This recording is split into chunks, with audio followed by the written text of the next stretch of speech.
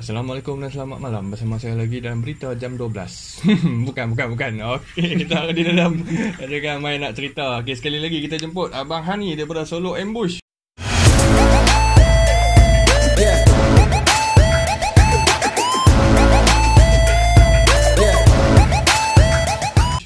Ramai yang kata itu bila interview dia tak puas, pendek sangat.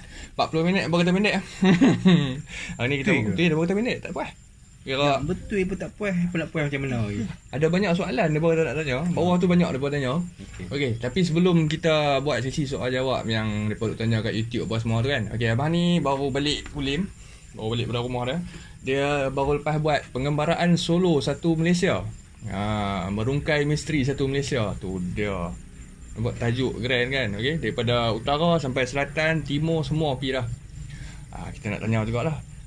Sepanjang pengembaraan tu dia punya experience dia macam mana? Beza tak pada sebelum ni ke? Ada jumpa tempat-tempat baru lagi seram ke? Kan? Pi Gunung Ledang, Gunung Jerai, Hotel Atlantis, yang mana orang kata kerah angker, penjara tu, banyak tempat abang ni pi. Kita nak dengar sikit pengalaman abang ni yang pusing satu Malaysia tu. Okey, abang ni boleh teruskan. Okay, itulah, terima kasih semua yang menonton sesi Solo Ambush bersama dengan Version Production. Saya akan cuba kongsi sebaik yang mungkin. Apa yang saya tahu, saya cakap saya tahu. Apa tak tahu, saya tak tahu. So, mengenai pengembaraan perjalanan satu Malaysia, saya secara jujur bagi tahu saya tak sempat cover satu Malaysia sebab saya bermula daripada Kelantan. Selepas itu Kuala Terengganu, selepas itu Pahang, selepas itu saya balik sekejap di Kulim, and then saya pergi pula ke Johor. Lepas tu di Johor saya pergi lebih kurang 3 minggu macam tu. Dan nak menjawab pertanyaan rakan kita ni, tanya tempat yang mana, apakah pengalaman yang baru. Pengalaman yang baru yang saya dapat lalui adalah saya memasuki penjara lama. Satu pengalaman yang saya jangkakan unik kerana di penjara lama tu mempunyai telaga Yamashita. Okay, Yamashita adalah general Jepun yang lama yang sangat popular kerana di zaman World War II, Perang Dunia Kedua, beliau adalah yang bertanggungjawab banyak kes-kes bertanggungjawab mengenai pancung, pembunuhan. So itu pengalaman baru bagi saya. Dan di penjara kita boleh melawat sel-sel di mana setiap sel itu mempunyai misteri yang tersendiri kerana adanya tulisan-tulisan emosi daripada banduan. Dan selain daripada itu di Lost World Atlantis, tempat itu saya agak kecewa kerana kerana digembar-gempurkan seram, tapi saya nak minta maaf kerana saya tak rasa ianya seram seperti yang dikatakan. Sebab dia hype tempat tu macam something new. Seolah tempat itu sangat-sangat seram, hardcore. Tapi saya pergi pun saya minta maaf, saya rasa tak seram. Dan apa yang saya temui agak tak temui apa-apa. Dan feedback pun tak banyak. Itu di Johor. Dan di Pahang saya pergi ke Raub, di rumah menjadi mangsa pembunuhan, satu kes yang agak popular dahulu. Dan di situ mempunyai aura yang kuat. Dan pengalaman seterusnya anda boleh tengok dalam video lah. Kalau nak diceritakan pada waktu sekarang, menjawab persoalan kawan kita ni panjang. Satu Malaysia pusing, hampir satu Malaysia. Memang panjang lah. Tiap-tiap tempat ada satu cerita yang tersendiri. Abang pilih dalam 2-3 yang menarik perhatian abang lah, yang abang rasa macam baru, saya tak pernah rasa tempat ni macam ni. Okey, salah satu saya pilih di Raub, di lokasi yang berprofil tinggi, pembunuhan yang berprofil tinggi di Raub, di Uludong. Yang kedua di penjara Air Molek di Johor. Dan yang ketiga di Gunung Ledang. Iaitu sesi peminangan peminangan puteri. Tapi yang dekat rumah tu hit tu memang ramai orang tengok macam tu. Okey, di rumah di rumah kes yang berprofil tinggi yang mempunyai dipotong kerat-kerat sebanyak 18 bahagian tu sangat mempunyai ramai yang ingin menonton, ramai yang menonton lebih kepada 20,000 dalam satu masa. So apa yang saya dapat katakan pada saya berada di waktu itu adalah kuatnya tekanan.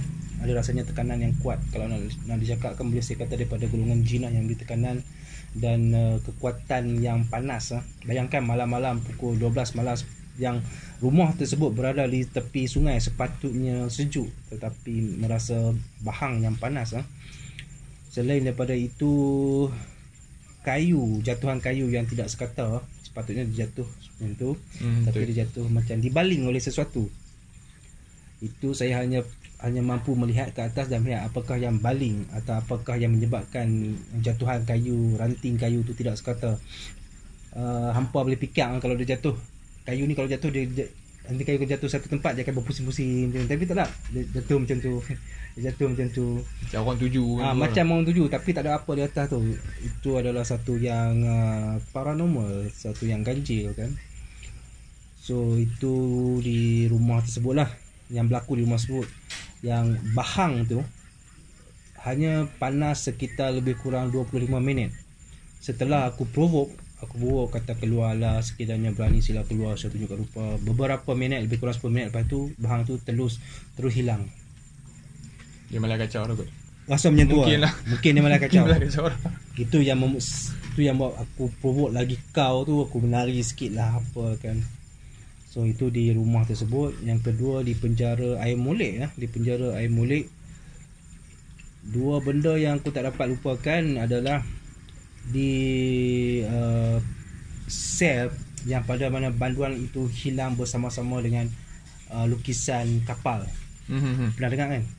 Cerita dia, banduan ni dia gaib bersama dengan lukisan kapal yang dia lukis. Ada sesuatu yang berlaku pada aku di situ. Aku ternampak sesuatu seperti hologram, benda yang betul-betul berlaku, tetapi aku dah berjanji pada diriku aku takkan ceritakan benda ini pada sesiapa kecuali aku dah jumpa warden yang bekerja di situ dulu. Dan aku dah jumpa warden tu. Dan masih belum jelas, beliau masih tak bercerita tentang sesuatu tentang itulah. Dia sorok-sorok sikit pasal ni. Bukan sorok-sorok, maksudnya berkias. Berkias. Kalau di suatu negara yang mempunyai CCTV pun banduan boleh hilang, ini kan pula negara kita yang tak ada CCTV. Kalau orang hilang, tidak menjadi satu keganjilan. Betul. So aku tak mahu ulas panjang. Satu lagi di Telaga Yamashita, di mana telaga tu digunakan pada zaman peperangan. Dan air telaga tu digunakan untuk membasuh darah-darah bekas pancung, bekas bunuh, digunakan untuk clearkan darah-darah di situ. Di situ aku rasa tekanan yang kuat lah. Apabila aku bercerita mistik, iaitu bercerita pengalaman mistik aku pada masa tersebut, aku dapat rasa aku tak nampak, aku tak nampak, tapi aku dapat rasa tekanan yang seolah-olah memerhatikan pergerakan aku lah macam tu. Dan suasana dia tu sangat lain. Lain macam mana aku tak dapat nak cerita.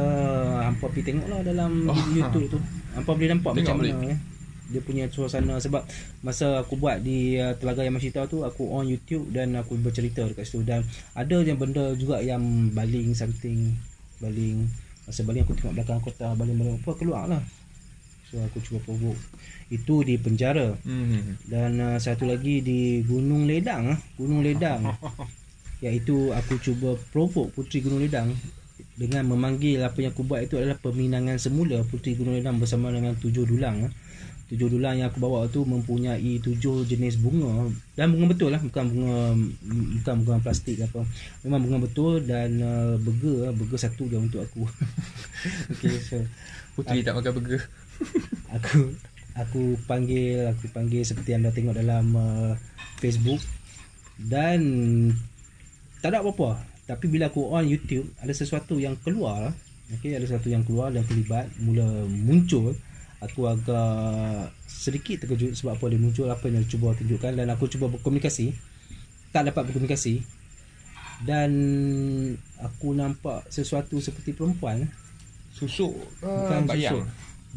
Dia seperti bayang transparent. Okey. Perempuan tu dia memakai macam selendang, dia bersedih. So kalau nak dikatakan dia tu puteri, aku pun tak tahu sebab dia tak bercakap. Tapi dapat rasa, nampak mata kesedihan dia tu. Cuma kalau boleh aku cuba nak dia masukkan kamera dan minta dia datang, dia tak datang. Kalau korang tengok YouTube aku ada angkat tangan sebelah kanan dan aku buat macam tu.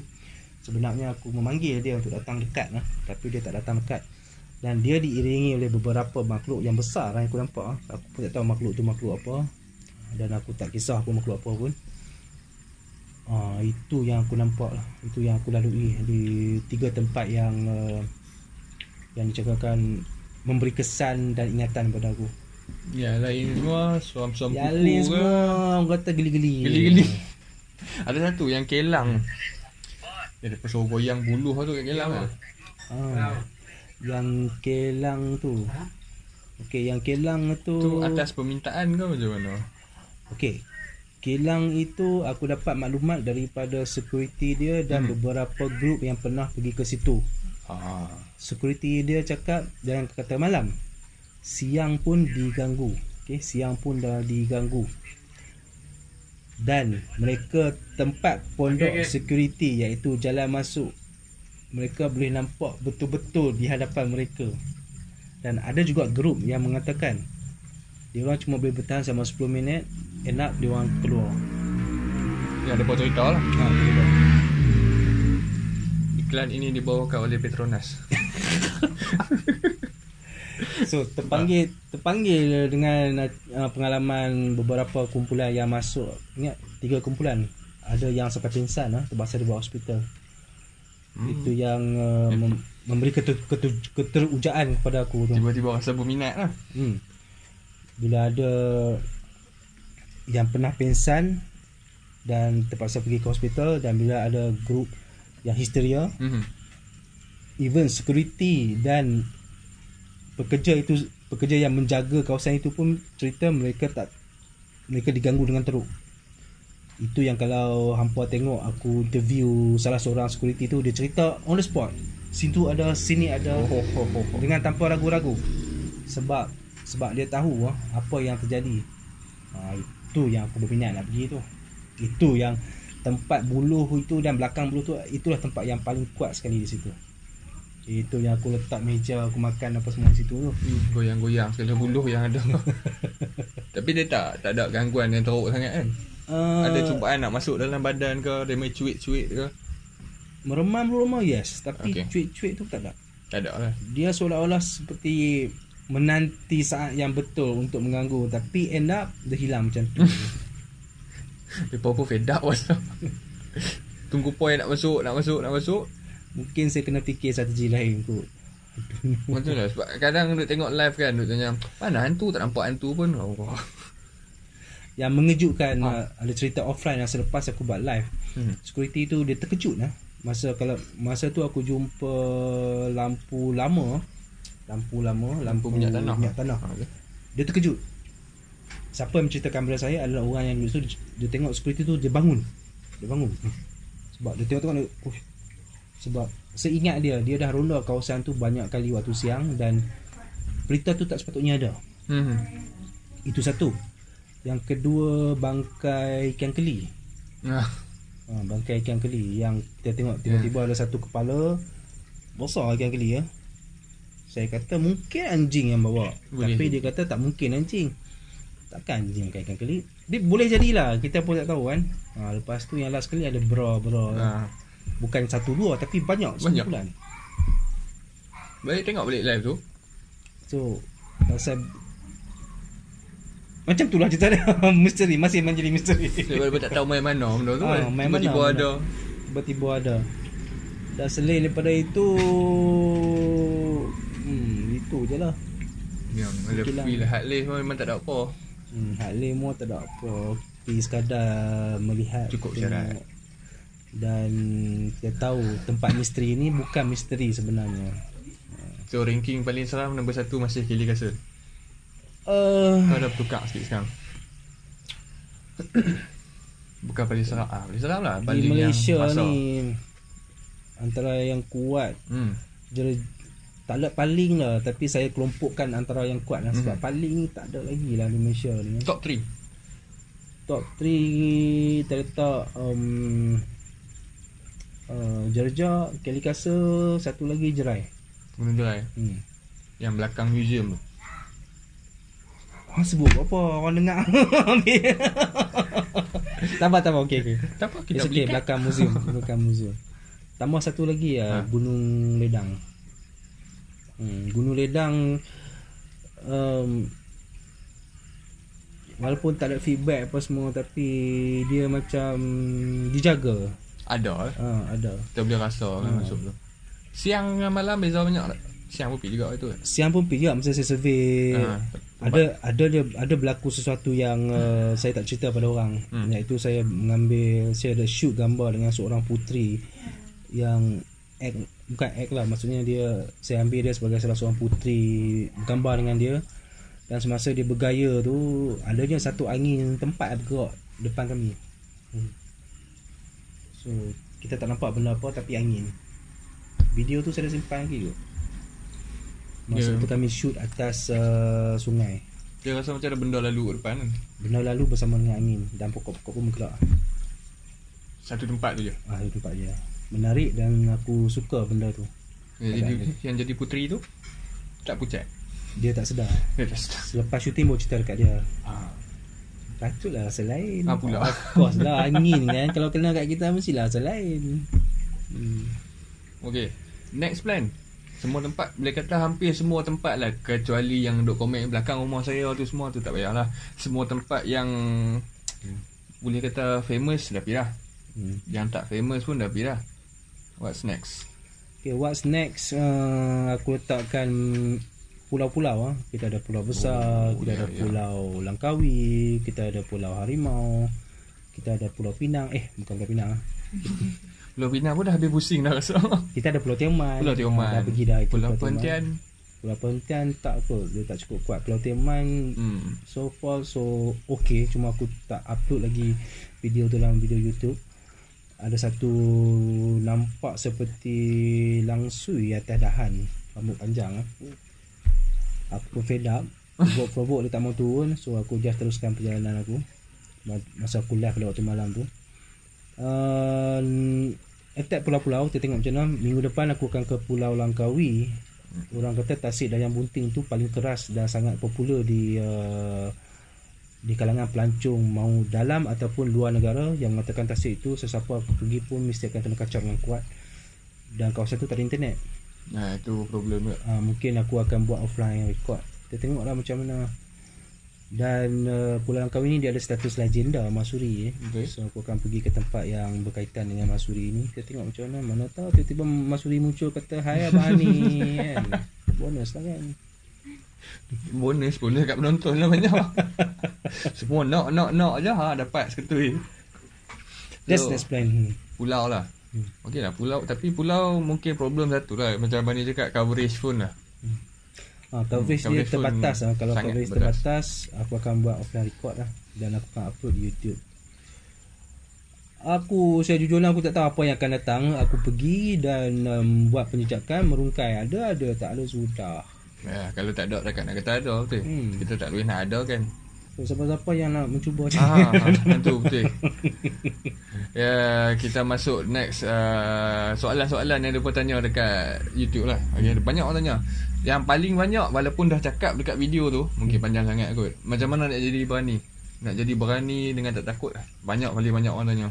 Soalan ni bukan aku tak mau cerita, tapi lebih baik kita bersemuka bersemuka, face to face. Sebab penerangan yang aku akan beri ni mungkin agak luar daripada kebiasaan. Aku nak buat public statement pun nanti orang tak faham. So better bersemuka, face to face, dan aku akan cerita tanpa rasa kedekut. Tak apa, nanti kita arrange, kita buat seminar. Aku ada buat seminar. Mana dekat Kelikasa? Kelikasa kita buat ramai tak join? Lebih kurang 20 orang. 20 orang. Aku cuma letak maksimum 30 orang sebab aku ingin memastikan kualiti seminar tu lebih berkualiti. Dan surprising lah, ada seorang budak umur 10 tahun lah, nama dia Alicia. Dia tak berani mula-mula. Dan selepas mengikuti apa yang aku cakap apa semua, dia ikut. Dan sekarang dia dah berani jalan seorang dekat hutan. Kita pula jadi risau. 10 tahun dah berani. Nama dia Alisha nama dia. Betul dah berani. Okey, soalan kedua, kenapa tak pakai night vision cam? Ada yang bagi cadangan suruh letak dekat beg belakang satu, depan satu, kiri kanan satu. Yang tu antara soalan yang banyak timbul lah. Aku sebenarnya nak letak semua sekali. As long as viewers atau penonton rasa seronok, everything is covered. Kalau boleh.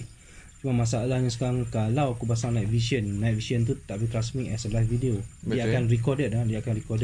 Sama juga dengan infrared. Sini night vision infrared, offline camera, all that.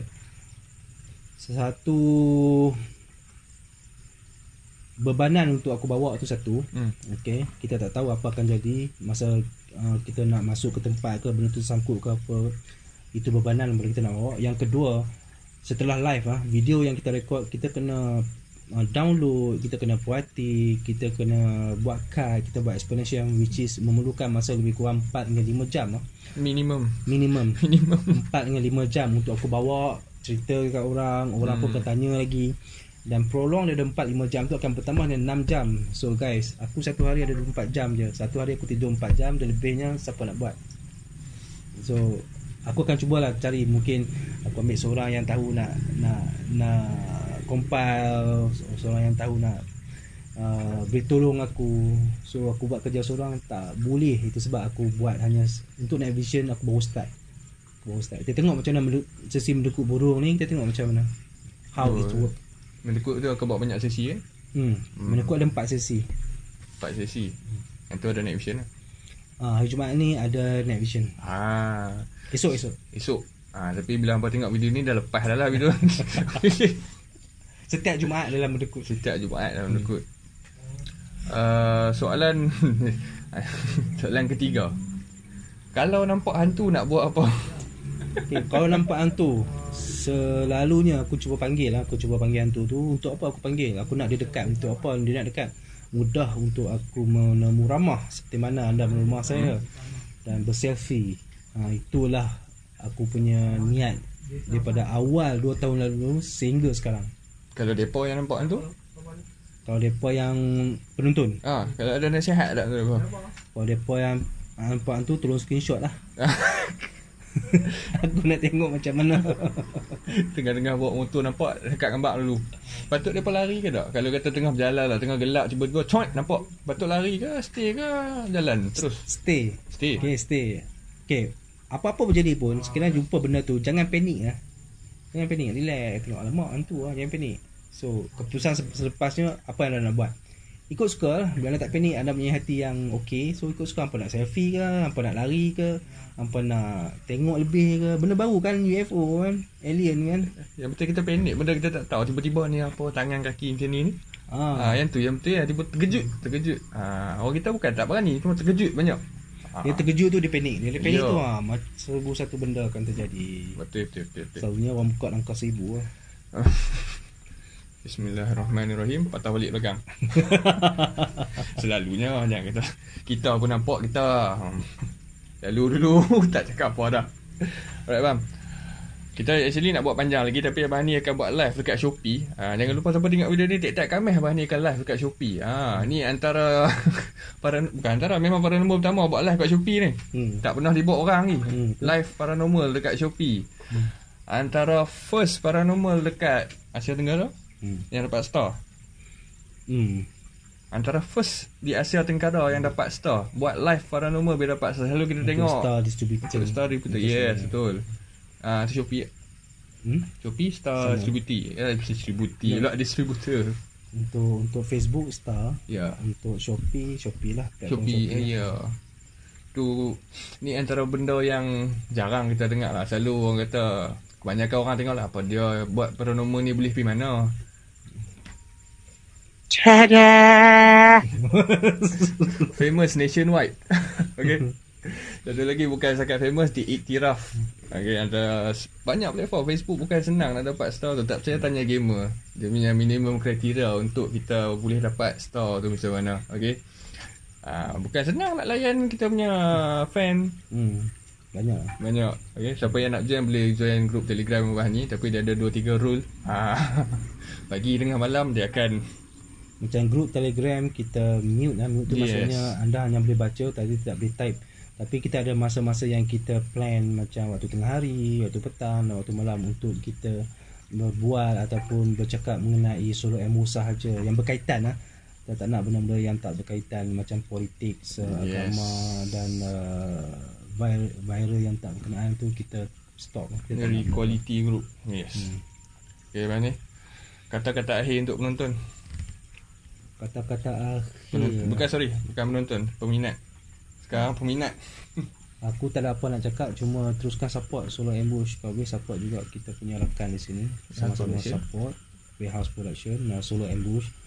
Kerana adanya support, maksudnya adalah tempat yang akan aku merungkai misteri alam.